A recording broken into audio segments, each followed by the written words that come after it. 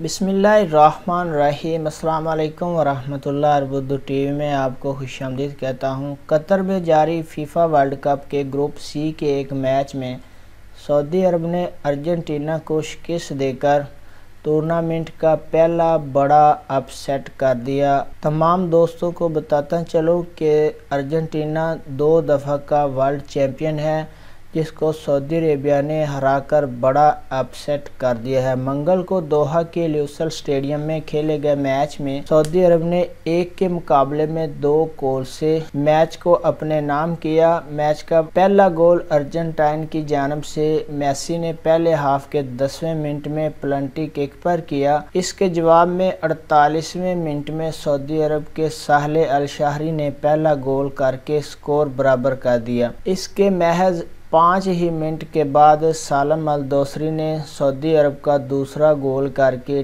Team को बढ़तरी दिला दी, जो मैच के आखिर तक बरकरार रही। दोनों टीमें कोशिश करती रहीं लेकिन गोल ना कर सकीं और सऊदी अरेबिया की बढ़तरी बरकरार रही। मोहम्मद अल अवेस को मैन ऑफ द मैच करार दिया गया।